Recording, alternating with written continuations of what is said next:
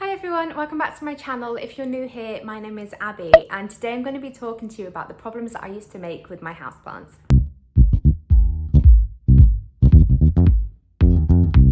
So some of these problems I can't deny that I have recently just learnt the lesson of, and the others it was very much at the beginning of when I started collecting houseplants many years ago.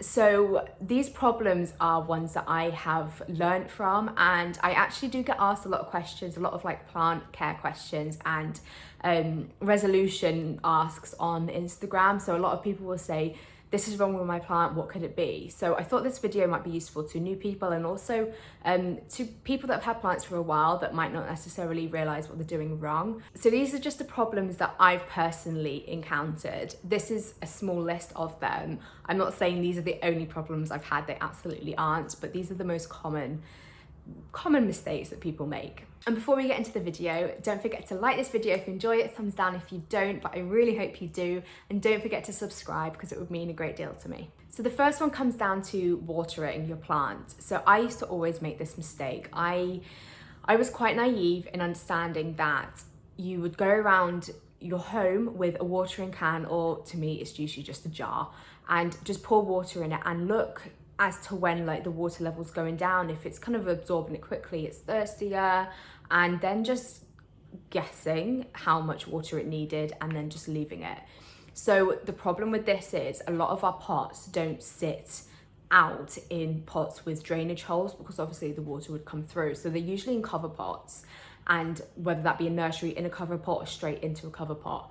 So the lack of drainage holes can cause a lot of problems with your plant. So whether your plant be sat in water because you've given it too much water, it would lead to root rot or potentially mold growing, and it's just not healthy for your plant. So I take my plants to the kitchen sink and I take the nursery pot out of the cover pot because the nursery pot will have drainage, and I let the water run through. So it literally just run past the roots and then out through the bottom. I don't want my roots to be sat in wet soil because, like I said, that can lead to root rot. So I used to always just leave my plant where it was and water it there. And then obviously I would encounter problems that way with yellowing leaves, like unhappy leaves, not really understanding if I've watered my plant enough because the water would never come through. It might not have had a good enough drink. So always make sure you've got drainage holes in your pots and you're making sure that you're not just letting the water sit. This is definitely the case for like most plants I have, except one. There is like a golden pothos behind me, which is literally indestructible. Like it literally lives. This is I really potted it back years ago when I didn't really have the understanding of the watering schedule, and it's potted in a cover pot, so it's got no drainage. And I don't obviously like recommend this, but I do water that by a very kind of like, I understand the plant, I understand how much water it needs, so I'm okay doing that. But it's taken years for me to get to that point. I would never pot a plant straight into a cover pot with no drainage. So I just wouldn't do that. So make sure you have drainage holes in your pots. And if you've got pots that you love, that I don't know why people sell pots with no drainage holes. If you've got pots like that, you can either drill your own holes in there. I do it just with a normal kind of drill. It's really easy. Or if you're not comfortable doing that, pot your plant in a nursery pot and then just pop it in there. So sometimes I find the nursery pots that I have are too big for the cover pot, and it's just annoying when I want it to be in that. I sometimes just like cut the top of the rim of the nursery pot off if it's like one of those ones with like the big kind of lips at the end. So just, you can do that, but there's many different ways. But it really is more important for your plant to be in a pot with drainage than it is to live in a really pretty pot with no drainage holes. So with that said, with the watering, if you are over watering and you've done it like once or twice, you can aerate the soil to just help it out a little bit by using like a fork or using some sort of like bamboo stick or something and just aerating the soil. So I will do this as part of a regular basis when I am watering, and you can usually tell when you've watered and then your soil kind of just like compacts further and further down. You don't want the roots to not be able to breathe, because obviously that's when you start to get problems. So I do every now and then, I probably say every second, third time I come to water a plant, I do kind of fluff up the soil just to make sure that it is staying healthy. but you just want to make sure you're not obviously hurting any roots down there or damaging them. The second common mistake that people make, and that I always made, is thinking that every houseplant likes the same soil. It's absolutely not the case. So I personally have always have a massive 50-litre bag of potting soil. I think it's called BioBiz Light Mix, and I really like it. And I find that my thirstier plants love it. So my thirstier plants that like to be a bit more on the moist side like it because it's not too aerated. But the plants that do prefer to be in a lighter mix, I add extra perlite to it, or orchid bark. So I find that this method for me works really well. And sometimes you will get a plant that is, like I've had a plant that's it's been like a philodendron, and it really likes a light airy mix, and it's been like the most compact, it's almost like compost, like rather than like potting mix, and it's been in such a compact mixture. So when you water it, the soil is just kind of compressing even further, and the roots are just like literally just sitting in water, and it's holding onto the water and the moisture too much. So the potting mix is really important. You don't need to get all fancy and like do your own if that's quite like overwhelming, you don't know where to start. Just, you can buy them, and then you can kind of gauge if you need to add more perlite to it. And I think perlite from Wilko's, for me, I think it was like £1, £2. It's not expensive. The potting mix that I do get, if you buy it from the retailer, I think it is like double the price, but I buy them off eBay. So there's a seller on eBay that sells it really cheap. I believe I don't buy it that often. I literally probably buy it like twice a year, but I believe the last time I bought it, it was about £13 for 50 litres, which is really good. So another common mistake that I make, and I still continue to make, but I promise I won't ever do it again, is getting new plants and being just so keen and too excited that you put them in situ far too quickly. So pre-pandemic, we used to be able to go to plant shops and physically plant shop, but now we are buying our plants online. So before, in person, you had the opportunity to check your plant out, check if it looked like it had root rot, it had like any kind of like bug infestation, if it was just a healthy plant. But now we're buying the goods online and we're getting them delivered. And a lot of the time, you've got your manufacturer or your wholesaler, and then you've got your supplier. So where we buy them from, they will get them from someone else. So if they're transporting their plants to the shop and we're buying from the shop might necessarily not check over the health of the plant or check it for bugs or anything. So with plants being really in high demand, they definitely are in high demand, the goods are going out really quickly. So I think there's a lot of risk of having plants that just arrive to you with problems. So quarantining your plants when you get them is so important. I have honestly learnt my lesson, and I would never do it again. But if you see my other videos, you'll see that I bought a dream wish list plant. It was a syngonium. It was a variegated syngonium, and I loved it. I was so happy with it. I wanted it, like I put it in one spot and I quarantined it for 2 days, literally just 2 days. And then I wanted to put it somewhere else because it looked nice in that position. And I put it in the bedroom on my plant shelf there. It literally went all over the flat. And then literally 2 days in, I discovered it had thrips. And I caused myself so many problems, honestly. It's not worth it. So I honestly will never do this again. But what I do now is every time I get a new plant in, I actually treat that plant for bugs or anything. I treat it and then I quarantine it for a couple of weeks.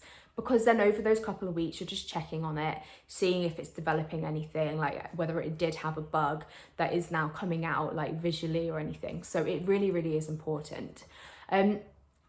This is only a problem if you've got so many plants. There is literally nowhere for you to put it. So for me, I have only certain spots in the flat that have good lighting, and there's plants there. So quarantining the plants for me was an issue because I was quarantining them, but they weren't necessarily getting the best conditions. I've recently just been gifted a grow light to test out, which is behind me, it's off at the moment. But I also used to have, for this reason, I used to have grow light bulbs. So it would literally be a light bulb that I pay I think it was £2.99 for this light bulb. And I would just put it in a fitting that I already had, like a lamp that I already had. And I would put my quarantine plants in that area. So it's usually next to my desk where I work from home. So I was able to kind of like just check on them, see how they're doing. Not anything too like psychotic, but just be able to see how they're kind of like progressing. But they had to be under a grow light because that's the only place that I didn't have any other plants where they could potentially risk infecting. But like I say, now I've got like the bigger grow light, there is more space around my flat, so I can put quarantine plants in other positions near the window now. So if you are struggling for space, definitely look at a grow light bulb, and it just means you can move them around. If you've got a bigger plant and you've got a lamp that you can kind of alter, then you can accommodate for it. So another thing in regards to new plants is repotting your plants straight away.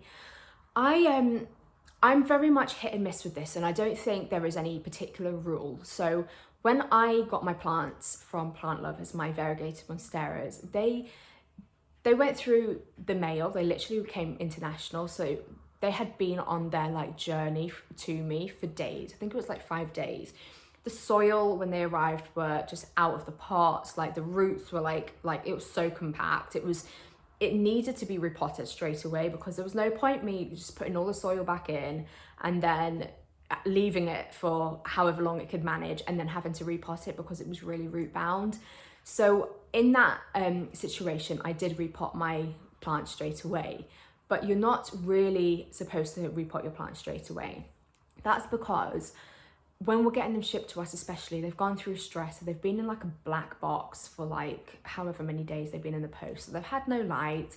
They're always stressed because of like shipping damage and all sorts. So ideally, you just want to leave your plant alone. You just want to, again, put it into a quarantine section and then just kind of like slowly like let it acclimatize. And if it's been in like a box for quite a long time, I usually leave it in like a darker spot for like say 5 days at the beginning. So I'm not putting it straight from like being in a box and then straight under a grow light or straight into like a position like near the window where it's going to potentially just shock it because it's gone from dark to light so quickly. So that is something to bear in mind. If you have got a plant that's gone through shipping and it's been in the box for quite a while, then do obviously just take that into consideration, but don't pot it up straight away. Just allow it to be unless you absolutely have to. So this next mistake that I made when I was younger was buying plants and then just assuming they would like the environment I wanted them in. I didn't consider the environment before I went out and bought the plant. And I know that's not always easy, and I know we buy plants because they look lovely, but ultimately, if you don't have, and if you're not putting it into the space of the environment where the plant's going to be happy, there's no point buying the plant. And an example of this is a bathroom. So I often get asked what kind of plant would look good in a bathroom or do well in the high humidity area. And that's great. But you need to consider, and a lot of people have asked me this question, and then it's later on in the conversation, it turns out they don't have any windows in the bathroom. If your situation is you've got high humidity, but no lights because you've got no natural light because there's no window, your plant's not going to work there. You really don't want to put a plant in the bathroom with no light. If you do have a situation where you really want some greenery or you want something in your bathroom or a room with no windows and no light, consider a fake plant, and it's completely okay because I've got one in my bathroom. I've got a fake a string of pearl, and it's like a really nice length, and it just adds some green, and I just know it's the only way I'm going to be able to have like a plant or something that looks like a plant in there. But you really, really need to consider your environment before you obviously bring your plant into the situation. But on the flip side, if you've got a room where the lighting is okay, it's good lighting, but the humidity is not so good, and you know this particular plant absolutely needs humidity, so it's like a fern or a calathea, then consider just maybe grouping your plants together, which also creates a high humidity environment. Although you do need to obviously bear in mind there's risk with, if you've got a plant that's got some sort of like infestation, you're opening yourself up to risk. But you can do that. You can use a pebble tray. You can use like what I used to do before I had my humidifier is I used to use like just like jam jars or like pasta sauce jars and fill them up with water and just leave them around the area. So you're creating a higher humidity environment. So again, don't just hope for the best that your plant that loves humidity is going to be okay and survive and thrive in a situation with no humidity. So the next common mistake that I always made, and I know a lot of other people do, and a lot of people don't really talk about it, is when you water propagate. So we're all into propagating our plants, especially during the growing season. We love it. You're cutting your plant back, you're keeping your main or your mother plant healthy, but you're creating more smaller plants to either give to friends, to share, or to sell, or whatever. The problem I always found with my propagations were I was growing them in water for such a long time, the roots were really established, and then I would pot them up and then they would just decline. They would show that they would look really thirsty and they weren't doing so good. So whenever I pot up a plant that's been water propagating, so it's only known water, and I put it into soil, I make sure I'm keeping a close eye on it during those first couple of weeks where you've put it into soil, and I'm keeping the soil a bit more on the moist side. So an example, I will use my heartleaf philodendron. I constantly cut that plant back and I'm propagating it. So when I'm taking it into soil for the first couple of weeks, I'm giving it more water, ensuring that it's not having a shock when it's gone from complete water to soil, by just making sure it's a bit more moist. So it very much is, again, trial and error. You can judge it by, you've obviously got the mother plant. If you're propagating it, you'll know what it looks like when it's sad. So if you've got that cutting and then you're putting it in soil, just look out for signs that it's potentially not taken to the soil so much. So failing any of this, if you really have a plant that is not doing well, it just doesn't look happy and you don't know what to do. That the way I personally rescue and save my plants, where I find that I've made a mistake somewhere along the line, or whether I've bought a plant that needs rehab, and I don't know if this is for everyone, I really haven't discussed this with anyone before, but I usually would take all the soil off my plant, completely all the soil off, and then it depends on what the situation is. If I suspect like bugs or anything, I throw that soil out. If I don't, if it's just an unhappy plant, and I recycle that soil. But I take it out and then I put it in water. So I will literally just have the roots naked in water, and it doesn't necessarily need to be a cutting. I've done this with so many plants that have just lived in water indefinitely and they've been fine. So an example of this is my philodendron verrucosum. There was something wrong with this plant. I still haven't quite figured out what was wrong with it. It just wasn't happy in the soil. And it did used to have thrips. So this is another one that arrived to me with thrips. I did obviously quarantine it and everything. And then I was just watching it and I'd water it and it would show real signs of being thirsty. It would be really limp and it would look so unhappy. I'd water it and it would be fine. But I was having to water it every 3 days. And literally on the terracotta pot, mold was growing outside the bottom, which doesn't surprise me because I was watering it so much and it's the winter months. And I was just I can't figure out this plant. I don't know what's wrong with it. It's clearly very thirsty. It was in really good soil and there was nothing wrong with the roots. The roots looked really healthy. There was no root rot. There was nothing going on. It was just really, really thirsty. And if you've had this situation, and let me know down below and we can obviously chat about it, because I'd love to know what's wrong with my philodendron verrucosum. But since I took all the soil off and it lives in water, it literally lives like a jam jar of water, and that's inside a cover pot, so it's a bit nicer on the eye. It's been absolutely fine. It's doing brilliantly. So at one point, I would say maybe once we're starting to get into spring, I will repot that up into soil, and I'll just make sure the soil's a bit more moist, so it's not too much of a shock on the plant.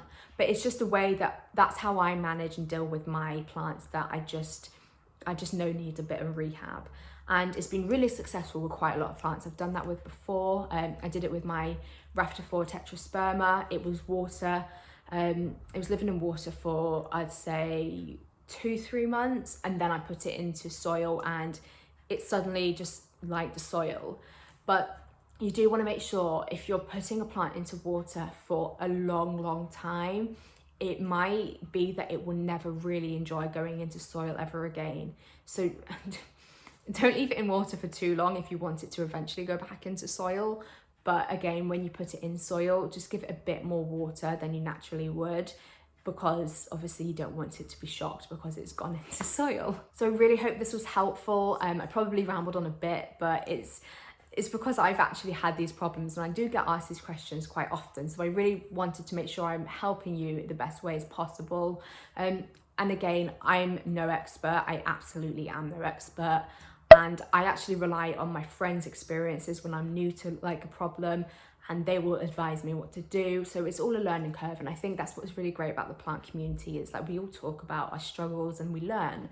So if there's anything that you have like as a common like mistake that you've made or you've seen people make, write them down in the comments below for other people to like read and like learn from. But if you have any questions, just let me know and I'll help as best possible. And until then, I will see you in my next one.